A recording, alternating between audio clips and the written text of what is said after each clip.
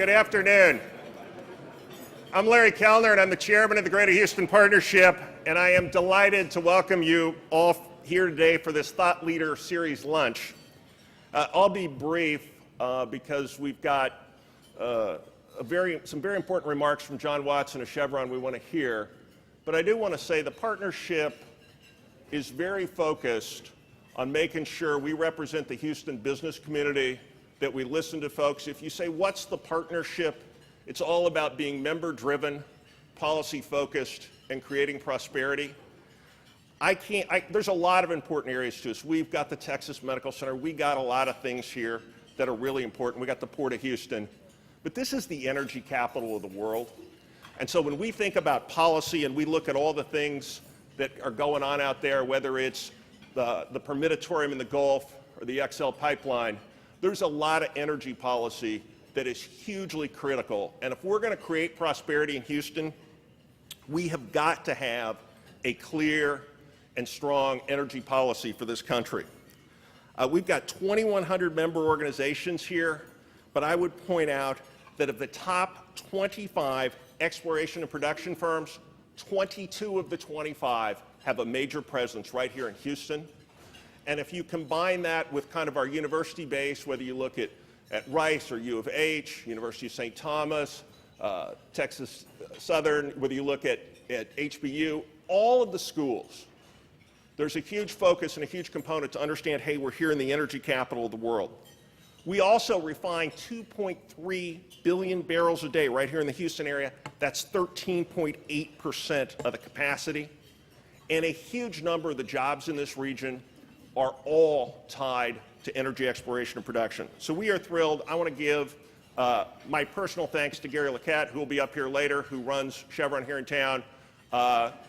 Lynette Daly, who couldn't be here but was key in helping us get John here today. She is unfortunately unable to join us today, but really key, big supporters of the partnership. And most importantly, John, I just want to give my personal welcome to you and personal thanks for you being here in Houston today.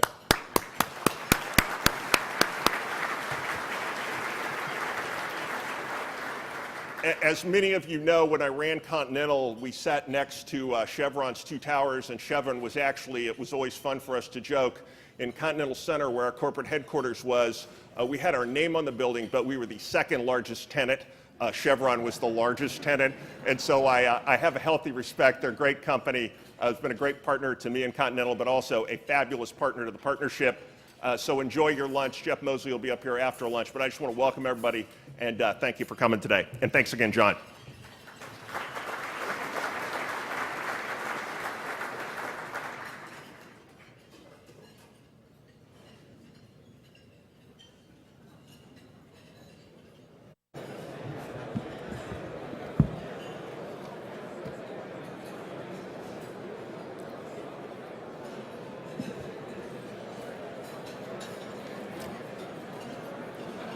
Good afternoon and welcome.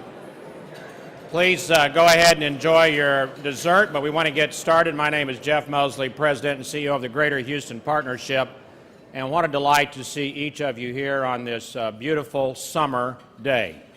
And fall is right around the corner, isn't it? We've got some showers for Labor Day, but what a delight to see you here on this wonderful afternoon to hear from a very special guest, John Watson, the Chairman and CEO of Chevron.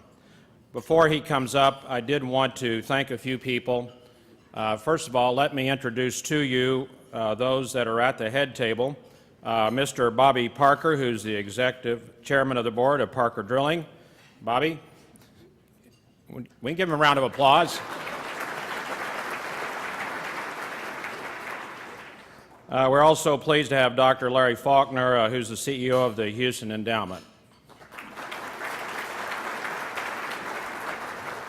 Our incoming chair next year, our current vice chairman, Tony Chase, is chairman and CEO of Chase Source. The inimitable Larry Kellner, the chairman of our board, Emerald Creek Investment. Chairman. And we're very pleased that Gary Lequette, the president of Chevron's North America Exploration and Production, is here. And Gary will come up in a little bit, but Gary, thank you for joining us today. We're honored, too, to have some elected office holders with us, and our Harris County Clerk, Stan Stannard, is here. Stan, thank you for being with us.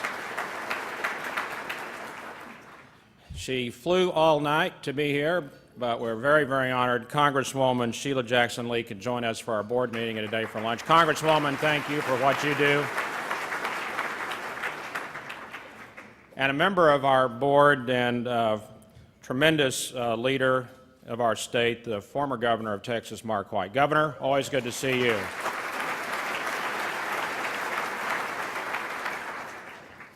At this time, I'd like to introduce Gary Luquette. Gary's been president of North America Exploration Production for Chevron since 2006.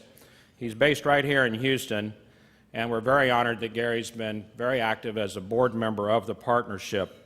Gary began his Chevron career in '78 as a design and construction engineer, and prior to his current position was president and managing director of Chevron Upstream Europe, which is headquartered in Aberdeen, Scotland.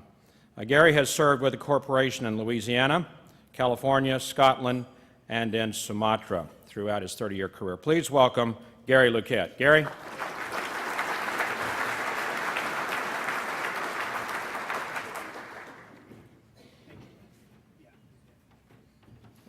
Thanks, Jeff, and good afternoon, ladies and gentlemen. Jeff, I want to start by thanking you for what you do for the partnership and also for giving me this opportunity to introduce to the audience your speaker today and a very special person to all of the 60,000 or so Chevron employees that are living and working around the world. I also need to thank you, Larry Kellner, for the promotion. So you introduced me earlier in your remarks as Chevron's lead executive in the Houston area, and I think there are a few Chevron executives here in the audience that are headquartered in Houston that would take exception to that. But I acknowledge the fact that I now have a promotion, at least in title. So it is my pleasure to introduce to you Chevron's Chairman and Chief Executive Officer, someone that I've known now for better than 30 years. In fact, I first met John Watson, a young MBA candidate on a fast track. He was sent to New Orleans, Louisiana to learn a little bit about the exploration and production business in the Gulf of Mexico. I think little did he know at the time that the two young whippersnappers that were going to mentor him knew less about the business than he did. He came to appreciate that over time, however. In 2005, I had the opportunity to intersect again directly with John when I reported to him. He was my supervisor. He was heading up the International Exploration and Production Company for Chevron. So you can see a guy that 30 years ago that was sent to the Gulf of Mexico to learn a little bit about the E&P business, and fast forward about 25 years later, he was heading up the entire international E&P operation for Chevron. So I think that goes to show you he's a pretty quick study. John's a California native and a graduate of agricultural economics from the University of California, Davis. He subsequently got his MBA from the University of Chicago. I think it makes John rather unique in the oil and gas industry to be a finance and economist type individual instead of a geologist or an engineer. But I do think that as a result of him being someone that's pretty good in understanding how the fundamentals of business work, it positions him to be a pretty effective advocate in Washington these days. And I think John has some things that he's going to share with you as to things that he believes that industry could do and that government could do to kind of help some of the economic challenges that we have before us. He's very involved inside the company, but he also has a few responsibilities outside the company beyond just making public appearances and sharing a few things with you today. He is also chairman of the board of directors of the American Petroleum Institute, as well as a number of other civic and industry organizations, emerging as a very strong spokesman and advocate on behalf of the oil and gas industry. So without further ado, I'd like to introduce to you Chevron's Chairman and Chief Executive Officer, John Watson.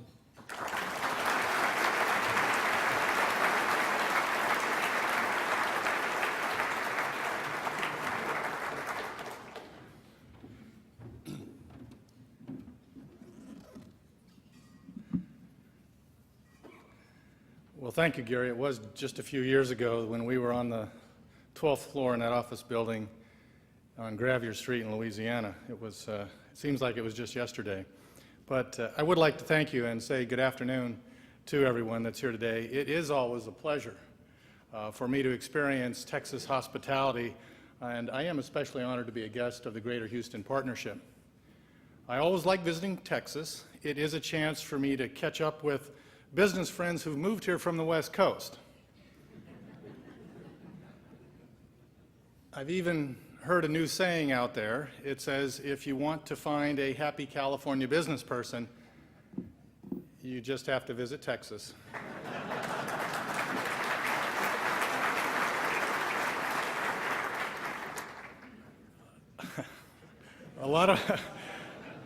There's more truth than that.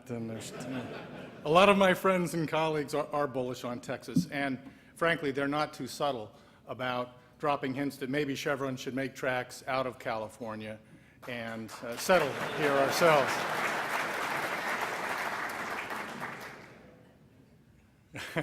I'm gonna disappoint you in a minute. They point to the business climate in Texas, as do executives and entrepreneurs around this great country. There's no doubt that in a time of prolonged economic trouble, that with full recovery not yet in sight, that Texas is doing a lot of things right. Now, having said that, Chevron is and will remain headquartered in California. But of course, we have a very strong presence here in Houston as well. We employ about 10,000 people here, which is triple the number in 2001, just 10 years ago. And as you know, we're investing in downtown real estate.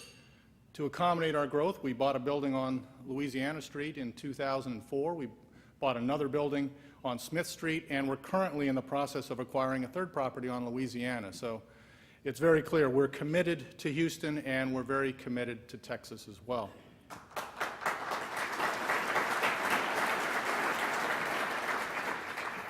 It's not just because Houston is the center of gravity for the U.S. oil and gas industry, it's also because of the culture of Texas and the people of Texas. This is a can-do state, and a state that's recognized the fundamental value of business and private sector job creation. In some parts of our country, we seem to have forgotten the fact that our prosperity and economic well-being are made possible by commerce and the free enterprise system.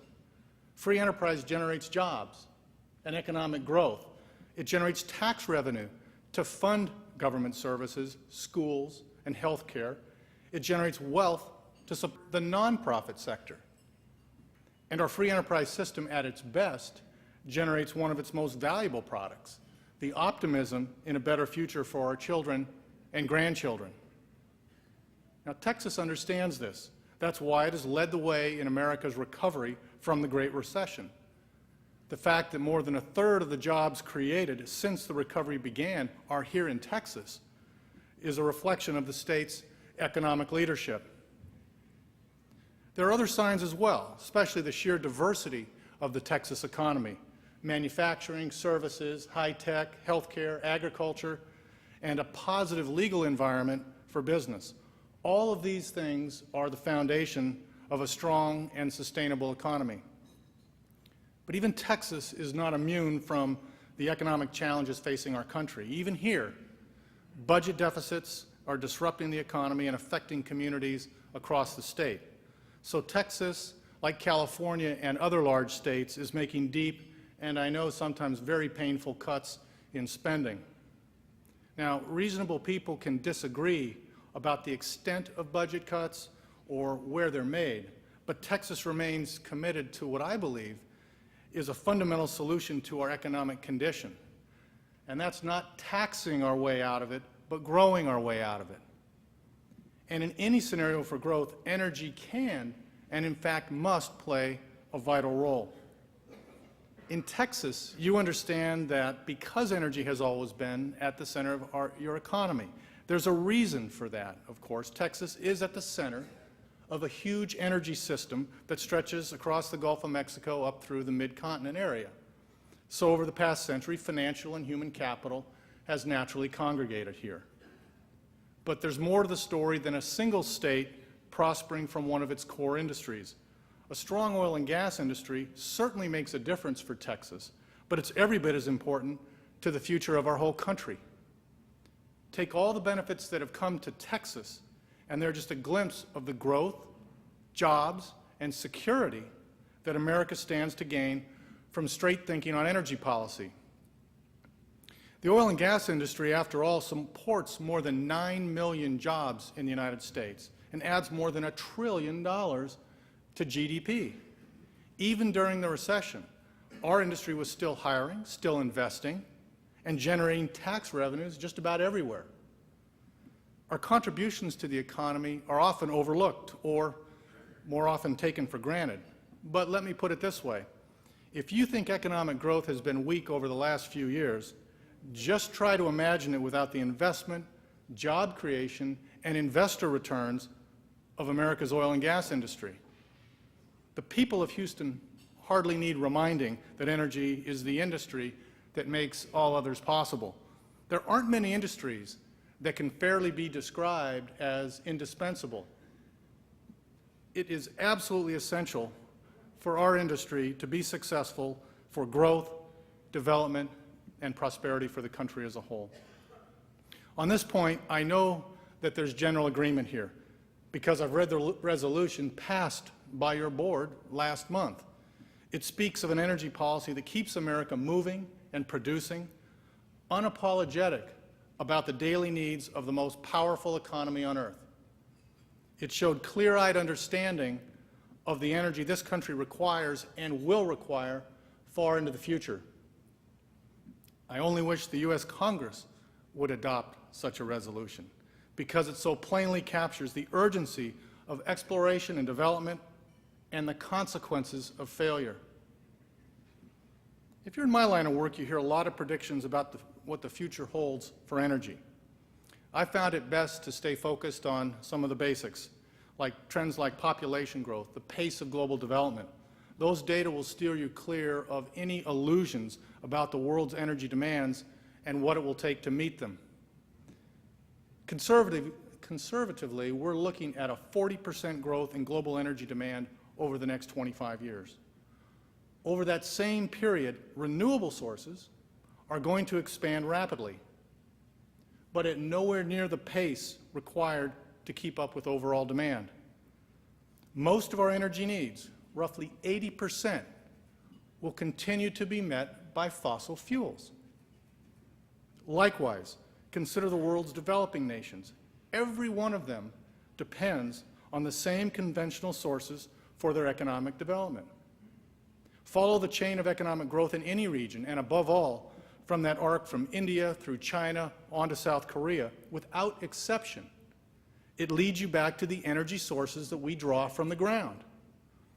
And that's just the picture in today's world of some 7 billion people. Consider a world of 9 billion by 2050, all of them wanting to live and prosper as we do, and no less deserving of that chance. That's the level of demand we'll be facing. Meeting that demand requires exploration and production on a scale equal to the challenge. Now, we can respond to the challenge like this in at least two ways. We can feel overwhelmed by the numbers and conclude that it simply can't be done and lower our sights, or we can have a more courageous response. We can face the challenge with all the powers of analysis, ingenuity, and a little common sense. If we do the analysis, a fundamental fact becomes clear. We have the resources.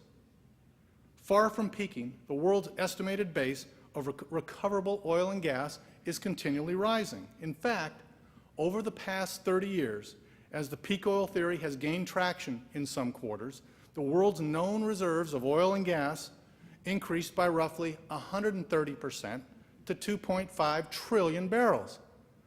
So we have every reason to be confident. As vast as the world's energy needs are, we have the ability to meet them. Delivering that energy should be seen as a tremendous opportunity for our country. I don't think we can overestimate the size of that opportunity. In fact, I believe we're within reach of an energy renaissance in the United States, a chance to harness the country's resources, shake off years of stagnation, and prosper and lead as we've done before. We could accomplish great things if America had a rational, robust, and comprehensive energy policy. Such a policy would prepare us for rising demand. It would expand safe and responsible production at home. It would promote energy efficiency across the country. And it would encourage alternative sources, not by mandates and subsidies, but by allowing the market to identify the best new fuels and bring them up to commercial scale. Make no mistake, this is not the kind of energy policy we have today. To the extent we do have an energy policy, it's paralyzed by a fundamental contradiction. On the one hand, there is wide consensus in America that we should strive for energy security. Whether we can be truly independent is debatable, but we can certainly do much more to enhance the country's energy security. However, many of our policies are moving us in the opposite direction. Let me give an example of what I mean. Conservative estimates put the size of oil and natural gas resources in the waters around the United States at roughly 150 billion barrels. That's the equivalent of more than 40 years of production from Saudi Arabia at their current rate.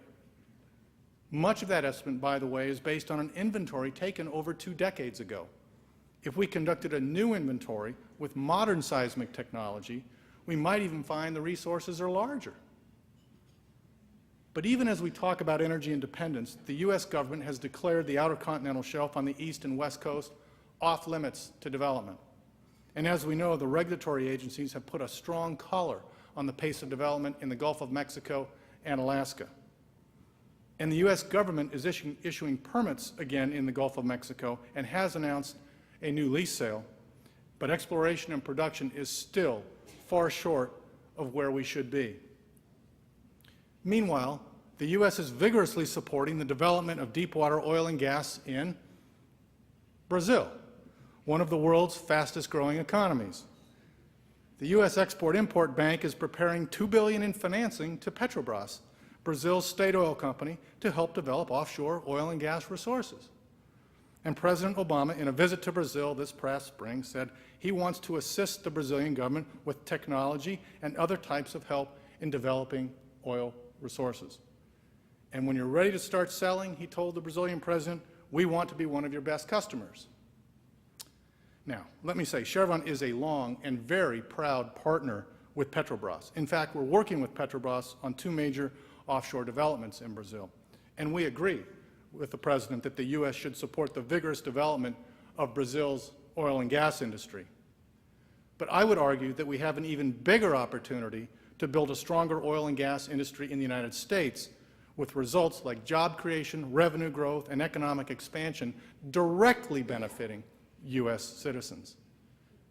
No leader in our industry doubts that America can do this. We know what the possibilities are because we see them every day. For example, one of the prime reasons our resource base keeps expanding is that our technology keeps improving. Our industry has been relentless in exploring for new reserves. In just the last several years, we've developed deep water and shale resources that couldn't have been imagined about 10 years ago. You've all heard of the Marcellus Shale Formation, which stretches from New York to Pennsylvania to West Virginia. A decade ago, its size was unknown, and its resources seemed well beyond reach. Since then, the Marcellus has been estimated to be one of the largest natural gas resources in the world, and technology has now been developed to tap that resource safely, efficiently, and economically. Development of this world-class resource could generate more than $6 billion in federal, state, and local revenue and employ up to 300,000 people by 2020. Natural gas from the Marcellus Shale, along with the other major shale resources like the Barnett and Haynesville shales in Texas, as well as the advances we've made in the deepwater Gulf of Mexico, have the potential to transform the energy equation in the United States. This is an energy opportunity like no other, demanding the best engineering talent and highest environmental standards. In other words, it's a job for Americans. And the time to get moving, I believe, is right now. I'll match the ingenuity and know-how of my industry with any other. Our best minds are overcoming steep obstacles, especially in the deep water. The work our industry is doing in the deep water, about 120 miles offshore here, is one of the greatest deployments of technology in our history. How we develop new technology and apply it to our business is something we focus on a great deal at Chevron, and we found the best approach is doing so through collaboration and partnership. One of our many research partners, for example, is with the Los Alamos National Lab in New Mexico. I recently had the pleasure of visiting Los Alamos to see the progress we're making in applying wireless technology to oil and gas production, amongst other projects. And in June, Chevron announced another strategic partnership with NASA's Jet Propulsion Lab in California to jointly develop technology that can benefit energy production. These partnerships have the potential to make a significant contribution to America's energy future. So we applaud Energy Secretary Chu for his leadership in enabling these types of public-private partnerships. Los Alamos and NASA are just two examples of the investments we're making in the future of energy. In 2011, Chevron will make more than $7 billion in capital investments in the United States and $26 billion worldwide. Our colleagues across the industry have been quite busy themselves. This year, worldwide capital investments made by energy companies will approach $500 billion. Investments on that order is a powerful driver of growth and job creation, and my industry is primed to make even more. We'll do the investing, hiring, exploring, and producing if only the policymakers will let us do so. Even the best of energy companies can perform only as well as the legal and regulatory environment allows. To take the next step toward energy security for this country, we need access to resources, fewer and simpler regulations, and tax policies that are rational and fair. Energy is one of the most heavily regulated industries in the world, and some of those regulations are quite necessary. We certainly saw that last summer in the Gulf of Mexico, and it's worth noting that some of the strictest new standards put in place after the Macondo incident were devised by the industry itself. As for tax policy, we hear a lot of talk in Washington about the so-called subsidies given to oil and gas producers. The suggestion is that an industry paying an effective rate of 43%, effective tax rate of 43%, or paying $86 million a day in taxes, royalties, and fees, is somehow not paying its full share. What is actually at issue here are fundamental provisions of the tax code that apply to all manufacturers, thousands of companies. I'm sure everyone here would like to see major reforms in the U.S. tax code, but real reform involves consistency and fairness. To single out one category of manufacturers, the large U.S. oil companies, for punitive tax treatment is neither consistent nor fair. In the near term, recently proposed legislation actually would give Russian, Chinese, and other foreign companies better tax treatment than Chevron right here in the United States as well as overseas. In the long term, it will slow down one of the few thriving industries in this country, discouraging hiring at a time when jobs are scarce, and move America farther from the goal of energy security. If that long-standing goal for our country were not incentive enough, right now we have even more in the balance. And I believe there's been a shift in the debate about energy and our whole economy and how they're connected. The past 3 years of underperforming growth and job numbers have clarified our options. What's true in the field of energy holds true for enterprises of every kind across this country. We cannot be legislated into innovation or taxed into productivity. To achieve full economic recovery and then some, we need to go back to our strengths: personal initiative, private investment, and a belief in the free enterprise system that has carried us this far. If we have to relearn this lesson state by state, we can start right here in Texas. Setting aside the rightful pride you have in your home state, the fact is that every part of America could be achieving the same kind of economic revival that we're seeing today in Texas. Among other things, it will take the kind of commitment and conviction you've shown here in the Greater Houston Partnership. A good business climate usually starts with men and women who take the time and make the effort to promote private enterprise in their own community.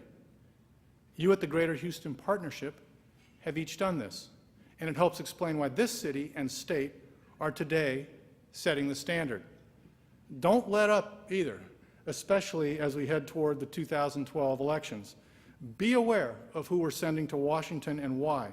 We must hold elected officials accountable for their actions, inactions, and the corresponding effects on our country and its competitiveness.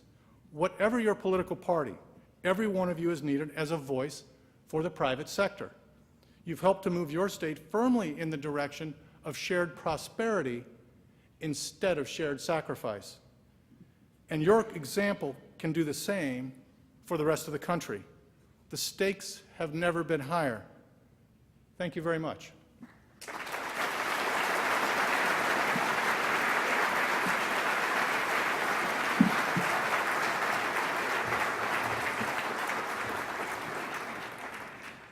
John, thank you. I think, so many great things I could say, both about what you said and about Chevron here in its activity. One of the great things is often we have these thought leader series, we hear a great presentation, but you're kind of on the edge of your chair with a question and you leave with a topic that maybe didn't get addressed. John was kind enough and said, no, in the process we have, he'd be happy to answer some questions. And so we're going to take some questions here. If I could, I'd like to start out and just ask what your outlook is on jobs, both for the industry and for Chevron in particular. I think the outlook for the industry is very good. I noted the conditions that we need. We need a balance in regulatory and environmental standards. We need the right tax policy. But there is enormous opportunity, both for natural gas and for oil development in this country. So the outlook is good. For us, I'll tell you, we're scrambling to find the resources that we need, particularly what we call petrotechs in our business, engineers, earth scientists. Actually, Chevron, over the last 5 years, we've traditionally been a promote from within employer, and so hiring off of college campuses, and we're continuing to do that, but we're also hiring heavily at the experience level, and we'll continue to do that, both for our projects here in the United States, including our new shale gas business in Pennsylvania, but also for our overseas opportunities. So it's a pleasant problem to have that we need more good people.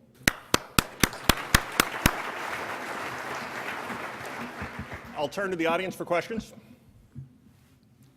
Yes. Thank you, Mr. Watson, for coming to Houston and for your talk today. What is your strategic vision for Chevron?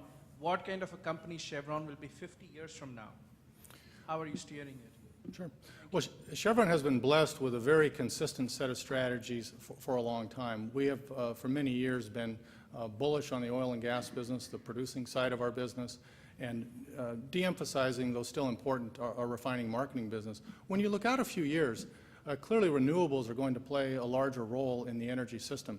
But even if you look out 30 or 50 years, the oil and gas business is going to be around.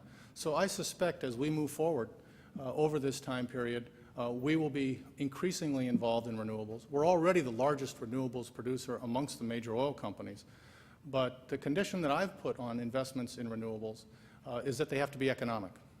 And so we're doing considerable research on advanced biofuels. We're the largest installer at educational institutions in California of solar panels. And so we believe in renewables, but they have to be profitable. So I suspect looking out 30 or 50 years, we'll be a very strong oil and gas company, but we'll also be a larger producer of renewables. Yes, sir. Don, this is Chris Wolf. Looking at the outlook of gas as a major demand globally for the next 50 years or the next maybe 60 years, what do you expect the U.S., especially when you look at the gas industry, since you just found one of the bigger gas producers, and also looking at the gas that is being found in the Gulf of Guinea, what's your strategy, or what's Chevron's strategy in this area? Well, there is a great opportunity in natural gas, and I will say that every company's plans have changed a little bit in the last decade, given what's transpired with shale gas in this country. A couple of thoughts for you, though. First, there's an enormous amount of natural gas that's been found outside the United States that is in the process of being commercialized right now. Natural gas used to not be economic to develop, and so Chevron and others are developing discovered gas resources around the world. We have, for example, two very large liquefied natural gas projects that are underway in Australia. You may have heard of the Gorgon project. That's a $37 billion project that Chevron has 50% of. We'll be making a final investment decision on the Wheatstone project, also in Australia. We have an LNG project that will start up next year in Angola that will take natural gas to Western markets. We have a gas to liquids project in Nigeria that will convert gas to liquid hydrocarbons. And so we and others in the industry are rapidly developing that discovered base of resource, and that's benefiting consumer markets around the world. One of those markets was intended to be the United States. In fact, we built regas terminals on the West Coast with that expectation. Those are sort of sitting around right now.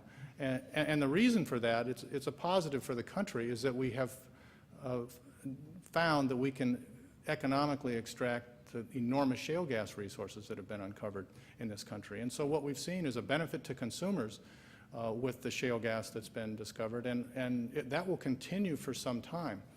We don't know the full extent of what we can recover from all the shale basins around this country and around the world, for that matter. But we'll learn that in coming years, and I expect that we will have that energy renaissance, particularly with respect to natural gas in this country. Congresswoman Shields Jackson-Lee, thanks for staying for lunch, and I saw your hand for a question. John, let me thank you very much for being a good neighbor, and we encourage you to build, buy right here in the 18th Congressional District in downtown Houston. You all should applaud that. Thank you for all of your very good workers here who have contributed to the charitable aspect of our life as well, and the civic life. Your speech was very expansive. I am a former oil and gas lawyer in practice for a number of years. I'm enthusiastic about what this industry can offer. So I have a two-pronged question. One, what is the pointed action item that you want from both the President and the Congress? You might highlight what kind of incentives you want to have for the repatriation of offshore profits, I think on the taxation question. Being reminded of our budget constraints and being reminded of the need to create jobs. The second part of it is you've done great work on STEM, working with our primary and secondary education, but you've hit the nail on the head. You need immediate workers, and I'd like you to get them from the United States, from the nation's colleges, community colleges, four-year colleges, non-Ivy League and such, and as well our historically black colleges and Latino focused colleges around the nation. One question is, what do you need from us? The second question is, how do we address training our college-level students entering into college to get ready for the industry, which I think is a growing industry. My last point is thank you for what you're doing for Liberia. We discussed it, and I think that's an exciting opportunity. Well, thank you very much, Congresswoman, for your comments. If I were to ask for one thing from the administration, and frankly Washington in general, because I think this is not really a partisan issue, it would be to recognize the importance that affordable energy plays in our economic well-being. It's important to consumers, and it's important to business. And to recognize that we're going to need all forms of energy going forward, and we need a regulatory and tax policy that embraces that notion. And right now, we just don't always see that. We have multiple objectives in our energy policy in this country. We want affordable energy. We want clean and environmentally sound energy. We want jobs. We want national security. We need to really focus on what our priorities are here. I think it's unfortunate that it's taken so long to approve a simple pipeline from Canada as one example that would be a win on all fronts. I think there are other examples of tax policy that have been created uncertainty in the minds of many in our industry. So I think embracing the notion of affordable energy and the importance of our industry would be a great place to start. I share your concerns about the educational system in this country and the need to turn out more scientists, technologists, engineers, and math experts. And we are doing our part. That is, we donate in many areas and to many organizations that embrace just those objectives here in Houston and in California. I don't know that we have all the answers to that issue.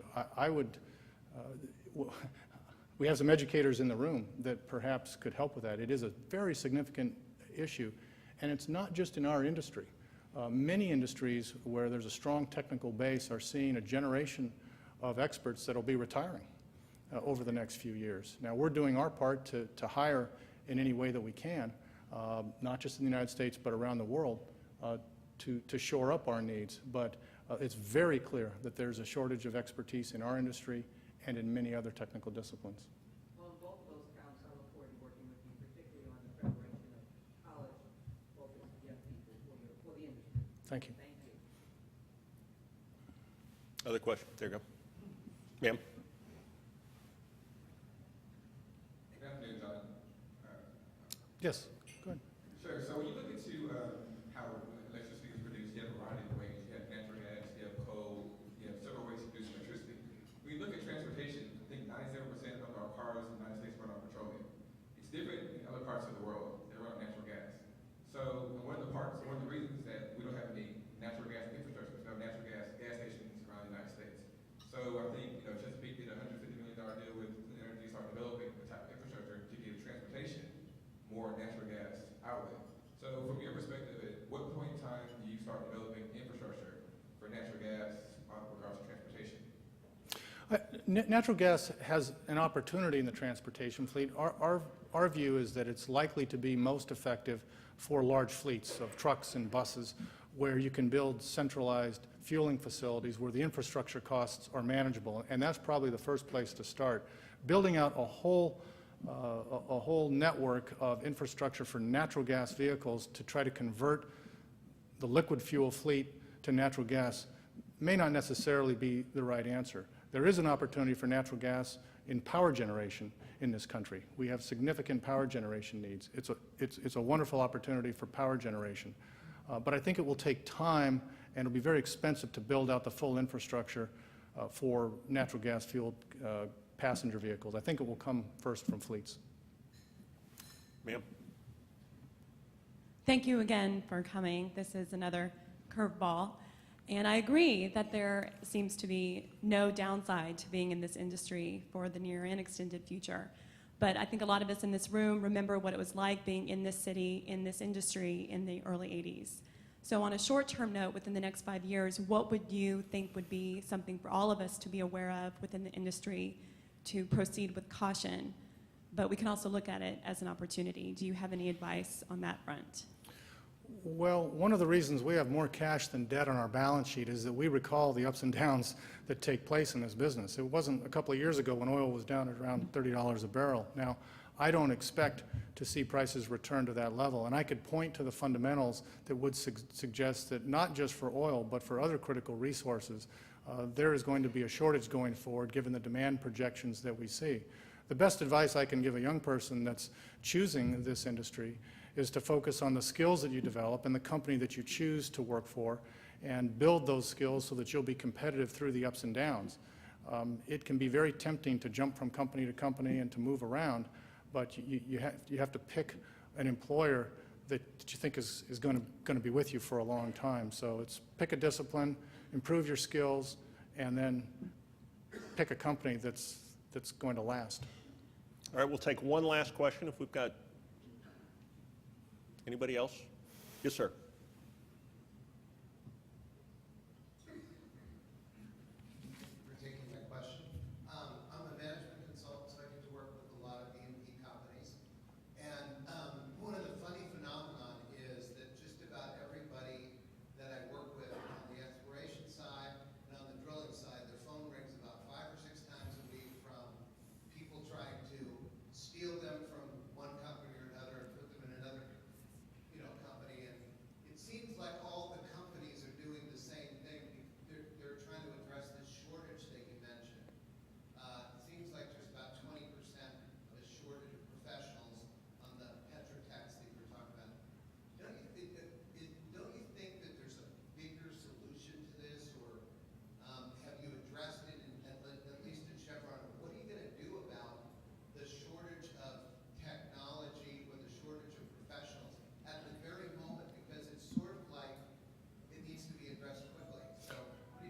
Well, we have looked at non-traditional sources for individuals, and I'll give you an example. There's an acute shortage in the drilling community, and we've just recently hired and instituted a new type of very fundamental training program to build drillers from the ground up, as opposed to trying to hire them from others. And we're working with service companies and others to try to home grow those people, but I think it will take a combination of efforts, starting in the educational system so that we have a qualified pool of candidates. I will say, if we can get our leaders of this country to talk about the long-term nature of the oil and gas business and that it's a desirable place to go, that would be helpful. When you go to some college campuses outside of Texas, you know, kids are being told there isn't going to be an oil and gas business in a few years, and I think it's a disservice to those students. And so some of the brightest minds in other parts of the country aren't interested in our industry. So we have to get that message out. Our political leaders can help. Certainly the industry can do that, and we're going to have to be more innovative in how we train and develop hires, including where we source them. We're scouring the planet for talented petrotechs. Thank you, John. Thank you so much. Thank you for coming.